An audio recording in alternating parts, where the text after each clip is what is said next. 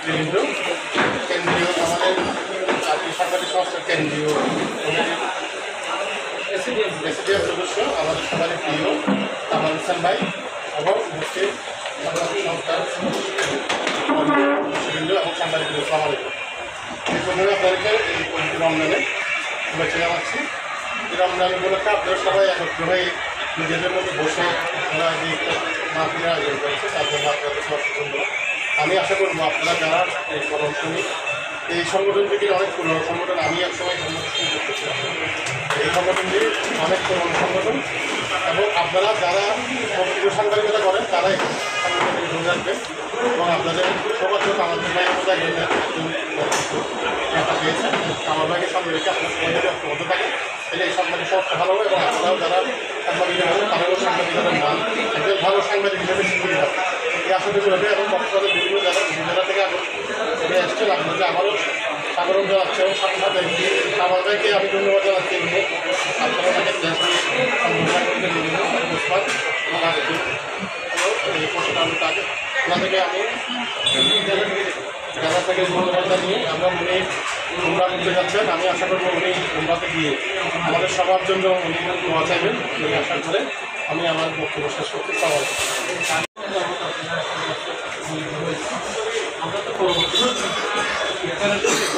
তো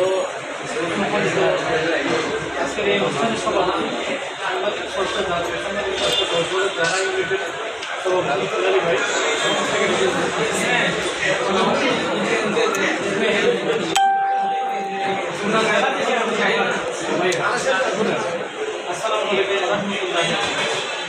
রমজানের এই দিনে মানে হলো রমজানের পবিত্রতা অর্জন করা, রমজানের পবিত্রতা অর্জন করা।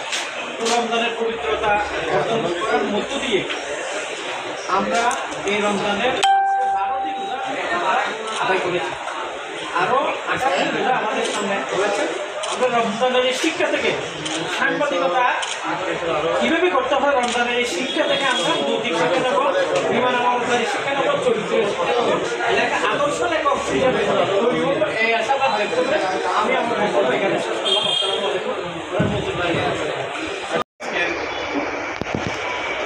উত্তরের এক মুহূর্তে সম্মানিত সাংবাদিক ভাইয়েরা, আসসালামু আলাইকুম রহমতুল্লাহ। রমজান মাসে আত্মশুদ্ধির মাস, সে মাসে আমরা আত্মশুদ্ধির ক্ষমতা অর্জন করবো।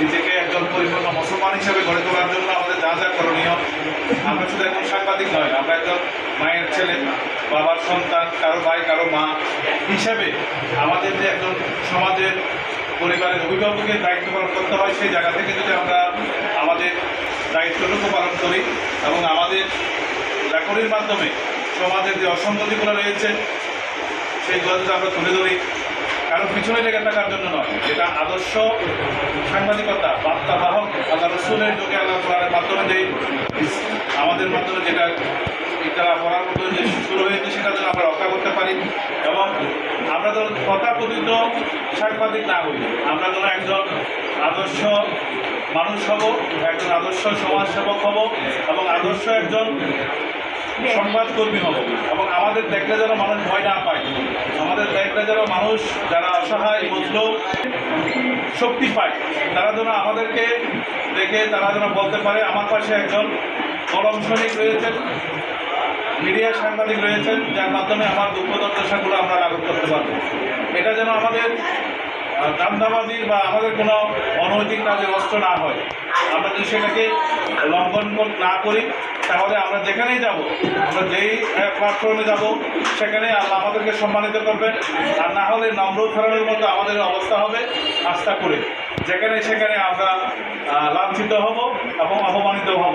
সেটা যেন আমাদেরকে আল্লাহর মাসের উছিলায় যেন আমরা আত্মশুদ্ধি করতে পারি এবং আমরা পেশাদার একজন কলম সৈনিক হব। এবং আমি আমার সম্মানিত সভাপতি এবং সেক্রেটারি মহোদয় রয়েছেন এবং যারা নেতৃবৃন্দ রয়েছেন তাদেরকে এবং আপনাদেরকে আশ্বস্ত করতে চাই, এখন সময় আমাদের এই সময়টুকু যেন আমরা সঠিক পদে ব্যয় করি। আমরা সাংবাদিকতা করার মধ্য দিয়ে আমরা যেন কারো রক্তচক্ষু না করে আমরা নিজেকে একজন আত্মনির্ভরশীল সাংবাদিক করি এবং নিজেরা নিজেদেরকে দক্ষ মানুষ হিসেবে গড়ে করার জন্য যে প্রশিক্ষণের ব্যবস্থা পিবিআই থেকে সরকারি যে সুযোগ সুবিধাগুলো দরকার, এবং আমার যে ভাইয়েরা এখনও মিডিয়া হাউসে নাই, যেহেতু ইল্লা মাশাআল্লাহ আমাদের এখন সুযোগ আছে কথা বলার যাওয়ার, আমি আমার পক্ষ থেকে চেষ্টা করবো দু একজন কর্তৃপক্ষকে জাতীয় এবং গণমাধ্যমে যুক্ত করার জন্য। ওই আশাটুকু আপনাদেরকে এই অন্ততপক্ষে এই কথাটুকু বলে আমার আরও দুটো ইফতার মাহফিল আছে আপনাদের থেকে বিদায় নেওয়ার জন্য আগে সভাপতি এবং প্রধানমন্ত্রী বক্তব্য দেওয়ার আগে বক্তব্য দেওয়ার ক্ষমা চেয়ে, এবং আমার মা অসুস্থ, আমি নিজেও অসুস্থ, এবং আমার ব্যবসা প্রতিষ্ঠান সব কিছু সবার সহযোগিতা এবং দোয়া কামনা করি। এবং আমরা যারা এখানে বসে আছি মিডিল স্টেডিয়াম, সবগুলো যেন আমরা ভালো মানুষ হিসাবে সমাজের দরকার হতে পারি সেই কামনা ব্যক্ত করে মহান আল্লাহর কাছে সেই দোয়া কামনা করে আমি আমার বক্তব্য শেষ করছি। আসসালামু আলাইকুম। দেখা হবে, কথা হবে আবারও কোনো প্রোগ্রামে। আসসালামু আলাইকুম। ধন্যবাদ। স্বার্থের জন্য বিভাজন হয়, ছোটোখাটো বিষয়ের জন্য বিভাজন হয়। এই বিভাজন সাংবাদিক নাই, কোনো একজন আপনার হামলার শিকার হলো, মামলার শিকার হলো বা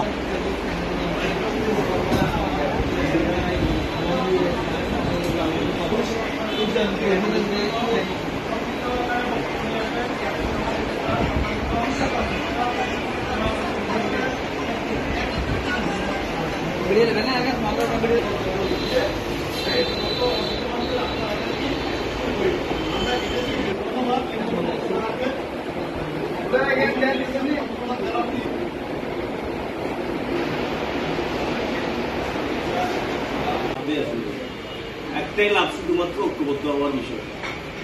সাংবাদিকতার বিষয়গুলি কোন সরকার ক্ষমতায় আসবে সেটা আমাদের দেখার কোনো বিষয় না।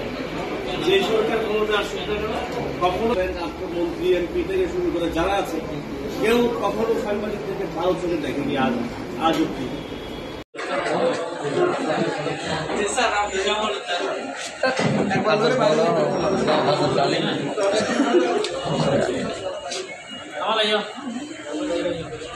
আমাদের itu ya saya sebenarnya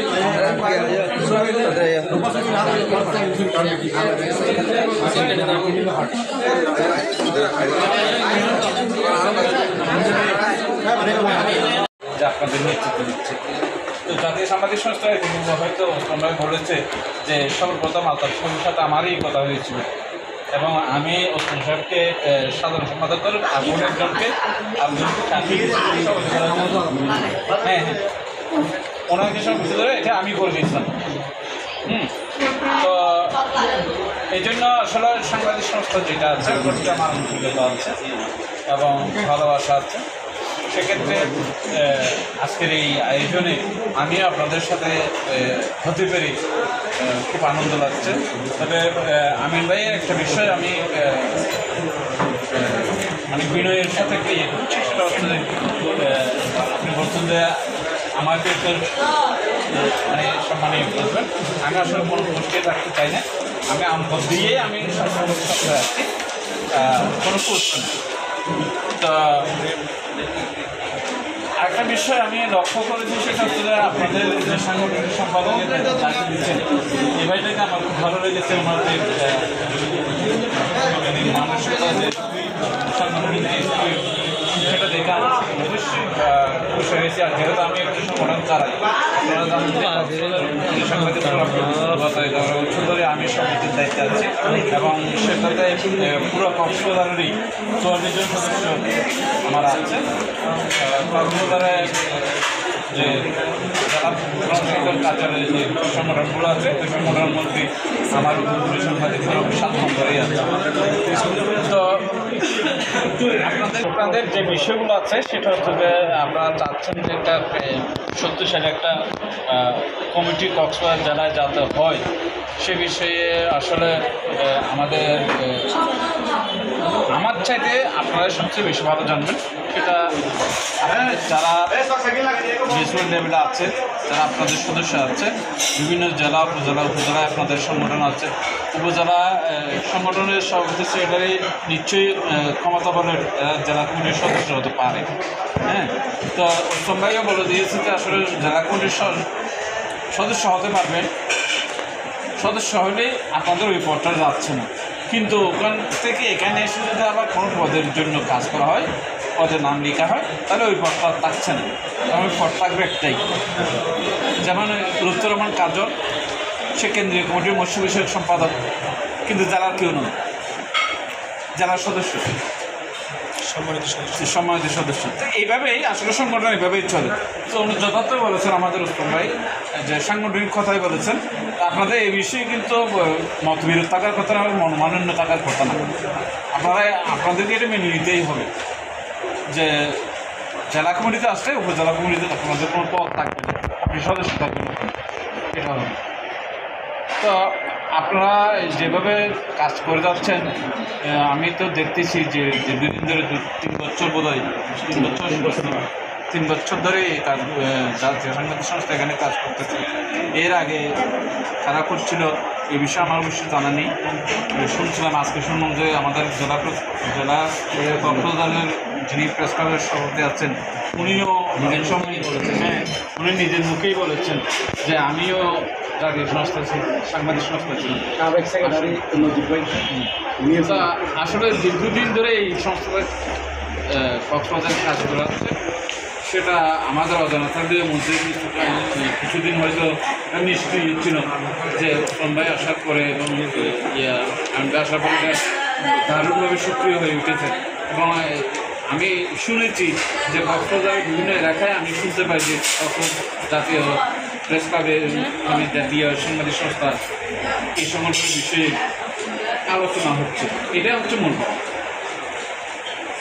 যে আপনাদের নামটা যে মানুষ ধরতেছে, সেটা হোক নেগেটিভ হোক হয় পজিটিভ হোক, যেভাবে হোক আপনাদের নামটা যে মানুষের মুখে আসতেছে সেটাই হচ্ছে বড় পাওনা।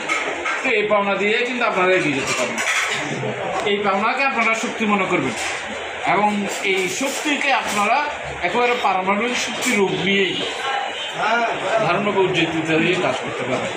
তা আমি আশা করব যে কক্সবাজারের যে সংগঠনটা ঘোষণা করবে আমাদের আমিন ভাই সহ আপনারা পরামর্শ করে যে কমিটিটা করবেন, আপনারা এই আচ্ছা আরও একটা বিষয় আমি আপনাদের নলেজে দিচ্ছি, সেটা হচ্ছে যে একটা সংগঠন একজন মানুষ কিন্তু রক্ত ছাড়া বাঁচতে পারে না, রক্ত না থাকলে ওই মানুষটা আর বাঁচবে না, এটা হচ্ছে বাস্তব। আর একটা সংগঠন তার অর্থ যদি না থাকে তাহলে ওই সংগঠনটাও বাঁচবে না, ওই সংগঠনটা বাঁচিয়ে রাখার জন্য কিন্তু অর্থেরই প্রয়োজন আছে। যেমন আমি এবং আমি এবং হুবাক এই দুজনেই কিন্তু আমরা অফিস চালাচ্ছি, কারোর কাছ থেকে নিচ্ছি না। আমি সব বলতে আর উনি সেটারে আমরা দুজনেই কিন্তু অফিস চালাচ্ছি, অফিস ভাড়া দিচ্ছি, অফিসের কাজ করতেছি এবং দুটো অফিস আমাদের আছে, উপকূল অফিস আছে মহেশখালীতে আর এখানে আছে। হয়তো বকর ভাই চিনে যে আমাদের উপকূলে অফিস আরও বেশি সুন্দর।